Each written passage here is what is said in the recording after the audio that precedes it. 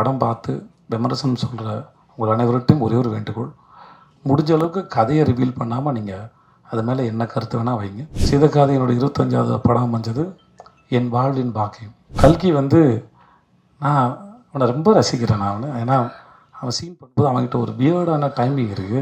பெரிய பூதம் பேயினா அது வாழ்க்கை தான். இது என்ன பண்ணுன்னே தெரியாது. எப்படி நேற்று இருந்த நொடி இன்றைக்கி இல்லை, அடுத்த நொடியும் கேள்விக்குறியாக இருக்குது. என்னுடைய இத்தனை வருஷம் அனுபவத்திலேருந்து சொல்கிறேன். அந்த மாதிரி யாருக்கும் திறமை இல்லாத புரிதல் இல்லாத யாருக்கும் சந்தர்ப்பம் ஒன்று வாழ்க்கையில் மேலே கொண்டு வருது.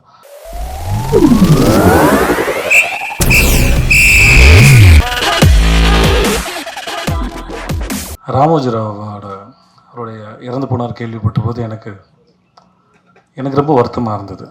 எனக்கு அவருடைய நேரடி தொடர்போ எதுவுமே இல்லைனாலும் புதுப்பேட்டை படத்துக்காக நாங்கள் அங்கே போனபோது அவ்வளோ பெரிய இடம், அவ்வளோ செட்டு இருக்கு, அவ்வளோ படங்கள் நடந்துட்டு இருந்தது. 2005 நாங்கள் போகும்போது இதை ஒருத்தர் கற்பனை பண்ணாரா, இதை ஒருத்தர் நம்பினாரா? ஒரு ஸ்லம் வேணுமா, ஸ்லம் இருக்குது. ஒரு கோட்டை வேணுமா, கோட்டை இருக்குது. ஒரு பார்க் வேணுமா, பார்க் இருக்குது. ஃபார்மிங் லேண்ட் வேணுமா, ஃபார்மிங் லேண்ட் இருக்குது. எல்லாமே இருந்தது. சின்ன சின்ன பொருள்லாம் இருந்தது. பேனா முதற்கொண்டு எல்லாமே ராமோஜிராவோடைய அவங்களுடைய இது போட்டிருக்கோம். நான் ஆச்சரியம், இது வரைக்கும் இவங்க கொடுக்குறாங்களா? உள்ள ஸ்டார் ஹோட்டலேருந்து அவ்வளோ வசதி, இவ்வளோ கற்பனை ஒருத்தர் இப்படி பண்ணார். அது என்னோட ரொம்ப ஆச்சரியம். அவரோட வீடு பார்ப்போம், கண்ணாடி போட்டு மூடி இருக்கும். நாங்கள்லாம் பேசுவாங்க, அது மேலே ஹெலிகாப்டர் வருமா நிற்குமா அப்படிலாம் பேசியிருக்கோம். ஸோ ரொம்ப ஆச்சரியமான ஒரு மனுஷனாக எனக்கு அவர் இருந்தார். ஸோ அவர் இறந்து போன போது நான் ரொம்ப நாளாச்சு படத்தில் நடித்து, பட் அதை கேள்விப்படும்போது காலைல செய்தியாக பார்க்கும்போது இப்போ அஞ்சலி செலுத்தும் போது சரி, ஆட்டோமேட்டிக்காக நாங்கள் அங்கே வந்து ஏன்னா ஹீரோ ஃப்ரெண்டாக நடிக்கும்போது வந்து உங்களுக்கு எதுவும் வேலை இருக்காது. நாங்கள் போனோடனே அசிஸ்டன்ட் சொல்லிவிடுவேன், சார் நான் அங்கே தூங்கிட்டு இருப்பேன் சார் அப்படின்னு சொல்லிட்டு போய் நான் வாட்டுக்கு படுத்துருவேன். எனக்கு இப்போ தான் தூக்கம் குறைவாக வருது. அப்போது பெரிய கனவும் பாரமும் இல்லாதனால எங்கே படுத்தாலும் நான் தூங்கிடுவேன். அந்த செட்டில் எங்கேயாவது ஒரு இடத்துல சொல்லிவிட்டு எல்லா படத்துக்கும் போயிட்டு கொஞ்ச நேரம் இருந்து பார்த்துட்டு நானும் ஷூட்டிங் வேடிக்கை பார்க்குற மாதிரி வேடிக்கை பார்த்துட்டு ஒரு இடத்துல படுத்து தூங்கிடுவேன். அப்படி நான் நிறைய இடத்துல படுத்து தூங்கியிருக்கேன். செல்வா சாரும் தனுஷும் கிரிக்கெட் விளையாட கூப்பிடுவாங்க, நாங்களாம் விளையாண்டுருக்கோம் அவங்களோட சேர்ந்து. ஸோ அங்கே நிறைய இடத்துல கிரிக்கெட் விளையாண்டுருக்கோம். அங்கே வரலாறு ஷூட் நடந்தது. அங்கே போய் நாங்கள் அஜித் சாரை தூரமாக ஹிந்தி படம் ஷூட் நடந்திருக்கு பார்த்துருக்கோம். இந்த மாதிரி நிறைய ஷூட்டிங் வேடிக்கை பார்த்துருக்கோம். சுற்றி பார்த்த மாதிரி இருந்தது. நிறைய பேர் நிறைய அனுபவம் இருக்குது. ஒரு படம் தான் அங்கே பண்ணேன், ஆனால் நிறைய அனுபவம் இருக்குது. இன்றைக்கி அவர் இறந்து போயிட்டார் கேள்விப்படும்போது மிகவும் வேதனை அளிக்குது. இப்படி ஒரு கற்பனை பண்ண மனுஷன் நிறைய பேரோட கற்பனைக்கு வந்து உருவம் கொடுத்துருக்காரான்னு நம்புறேன். அதுக்காக மிகவும் மறந்துக்கிறேன். அவருடைய ஆன்மா சாந்தி அடையட்டும். அப்புறம் வந்து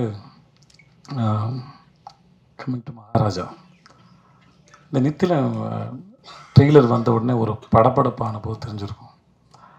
இந்த படத்தோடையும் இந்த கதையும் வந்து அதை யார் முறை பார்க்கும்போது சரி, அவங்களுக்கு இந்த படத்தோட எக்ஸ்பீரியன்ஸ் வந்து முழுசாக கிடைக்கணும் அப்படின்னு.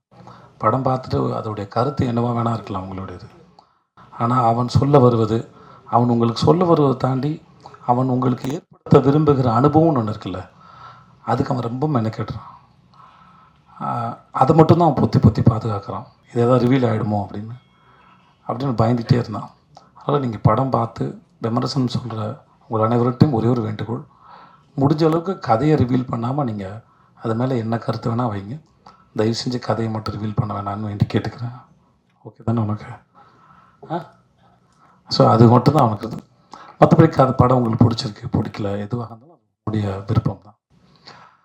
என்னுடைய 50வது படம் அது மகாராஜா அமைஞ்சதில் வந்து நான் பெரும் மகிழ்ச்சி அடைகிறேன். அப்போது நித்தலன் மாதிரி ஒரு டைரக்டர் ஒர்க் பண்ணுறதும் பெரும் சந்தோஷம். சுதன் சார் எதேச்சும் 25வது படம் அமைஞ்சது சீதக்காதி. என்னோட 25வது படம் அமைஞ்சது என் வாழ்வின் பாக்கியம். அதே மாதிரி 50வது படத்தில் நித்தலோடு சேர்ந்து மகாராஜான்னு ஒரு படம் பண்ணதும் என் வாழ்வின் சிறந்த அனுபவத்தின் பரிசு இல்லை, அதையும் நான் பாக்கியமாக தான் பார்க்குறேன். ஐ ஹேட் அ ஒண்டர்ஃபுல் எக்ஸ்பீரியன்ஸ். சூப்பராக இருந்துச்சு. ஒவ்வொரு நாளும் ஒருத்தனுடைய தேடுதலோடையும் அறிவோடையும் அவனுடைய ஆர்வத்தோடையும் அவனோட ஃபில்ம் மேக்கிங் எக்ஸ்பீரியன்ஸோடையும் ஒருத்தன் ஓப்பனாக இருந்தார், திறந்த புத்தகமாக இருந்தார்.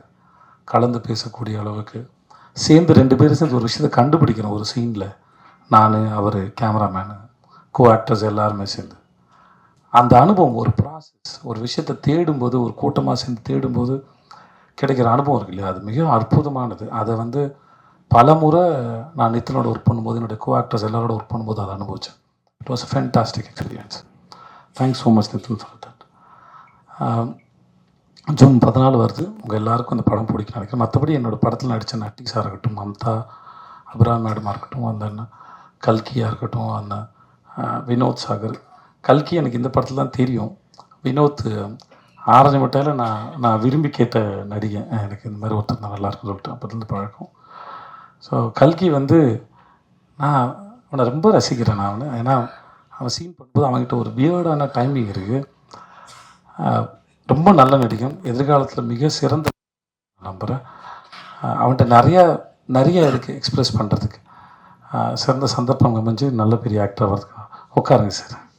அதுக்கு நட்டி சார் அந்த படத்துக்கு வந்தது மிகப்பெரிய ப்ளஸ்ஸு. அந்த கேரக்டரை ரொம்ப அழகாக கேரி பண்ணியிருந்தார். அவருக்கு ரொம்ப நன்றி. அந்த அருள்தாசனை இந்த 50 படத்தின் ஒரு அழகான கோலமாக இருந்தால் அதன் முதல் புள்ளி அவர் சொல்லி அவரால் நடந்தது அது. ஸோ அவருக்கு ரொம்ப நன்றி. என் இயக்குனர், என் குருநாதர், என் சின் ராமசாமி சாருக்கு அவருடைய வாழ்க்கையை கேள்விக்குறியாக இருக்கும்போது என்ன மாதிரி ஒரு ஆளை, யாருமே நம்பாத ஒரு ஆளை, என் உறவுகளும் என் சார்ந்த யாருமே நான் நம்பாத ஒரு ஆளை, நானே நம்பாத ஒரு ஆளை, தான் இக்கட்டா சூழலில் இருக்கும்போது என்ன மாதிரி ஒருத்தரை கூப்பிட்டுக்கிட்டு அந்த படத்துக்கு ஷூட்டிங் போனது வந்து மிக விஷயம். அது நடந்ததுக்காக அவருக்கு மிகப்பெரிய நன்றி. சிஜே பாஸ்கர் சார் என்னுடைய சீரியல் எனக்கு முதல்ல என்னை நடிக்கவே தெரியாத போது எனக்கு வாய்ப்பு கொடுத்து நான் துவண்டு போகும்போது ஒரு நாள் வந்து, உன் கண்ணும் சிரிப்பு நல்லா இருக்குடா, உணர்ந்து நடித்தா நீ நல்லா வருவேன்னு என்னை ஒரு நாள் சொன்னார்.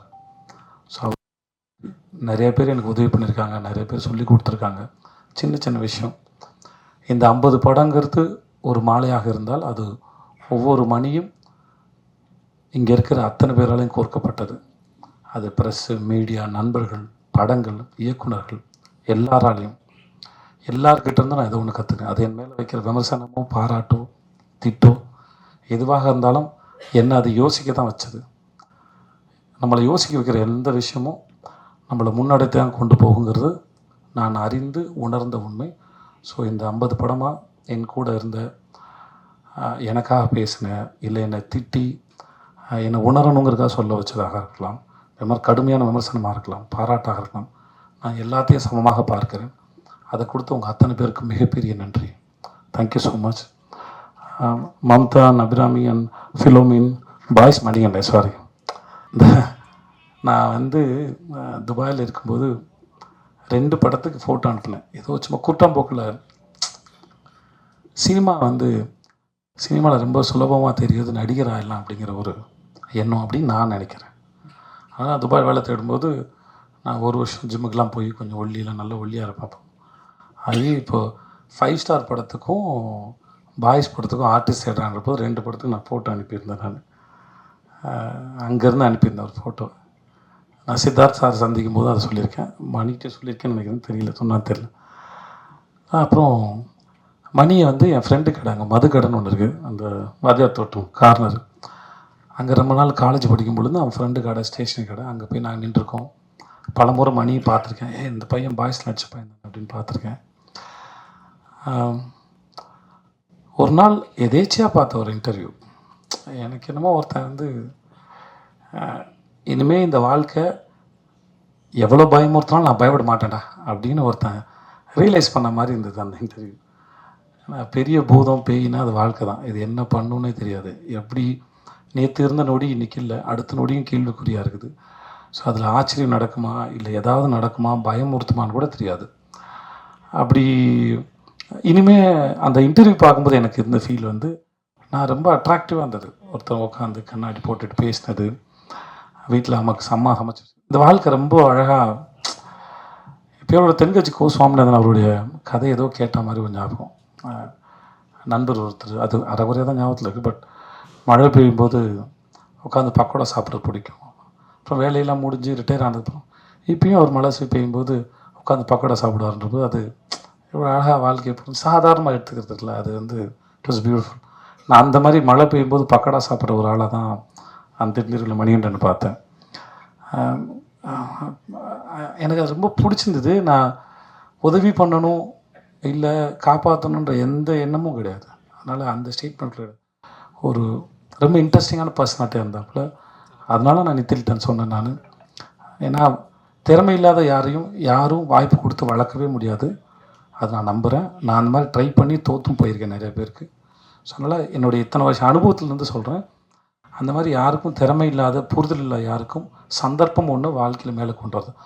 அவர்களுக்குள்ள என்ன தேடல் இருக்குது, அவர்கள் என்னவா புரிஞ்சுக்கிறாங்க, அவர்கள் என்னவா பார்க்குறாங்க ஒரு விஷயத்தை, அதை வச்சு தான் ஒவ்வொருத்தருடைய வாழ்க்கையின் முன்னேற்றமும் இல்லை பின்னடைதலும் இதுவாக இருக்குது. நான் இன்றைக்கி மேலே கீழே என்னவாக இருந்தாலும் செய்த தவறுகளும் புரிதலும் ஏதோ ஒரு காரணத்தில் நான் ஒரு ஆளாக இருக்கிறேன். அது நான் கிரேட்டோ சாதாரணமாக எனக்கு தெரியாது, பட் அதுதான் நினைக்கிறேன்.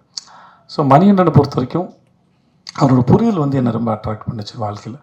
அதுவும் அப்புறம் நடிகராகவும் சரி, கூட சேர்ந்து நடிக்கும் போதும் சரி, எந்த தொந்தரவும் இல்லை, புரிஞ்சுக்கிறாரு, அதை பெர்ஃபார்ம் பண்ண ட்ரை பண்ணுறாரு.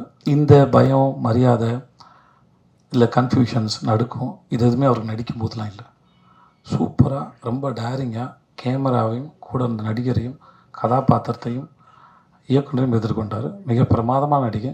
இந்த படத்தில் அவரோட நடித்தது ரொம்ப பெரிய சந்தோஷப்படுறேன். ஸோ இந்த 50 படம் 50வது படம் மகாராஜா. நித்தில் மாதிரி ஒரு இயக்குனர். ஃபிலோமின் வந்து நான் மாஸ்டர் பண்ணி முடித்த உடனே அவன்கிட்ட சொன்னேன், எனக்கு சில சமயம் நான் ஒரு கணக்கு போட்டு நடிச்சிருப்பேன். சில இடத்துல எடிட்டிங்கில் வந்து ரிதம் மிஸ் ஆகிடும், அந்த சீனில் நான் சொல்ல வந்த மூடுக்கு இதுவாகிடும். அதனால் நான் முடிஞ்சால் எடிட்டரையும் டைரக்டர் மட்டும் சொல்லுவேன், என் சீனை கொஞ்சம் என் ரிதம் மட்டும் பார்த்து கட் பண்ணுங்கள், இல்லாட்டி ஜம்ப் அடிக்காமல், எனக்கு ஜம்ப் அடிக்காமல் இருந்தால் போதுமானதாக இருக்கும்.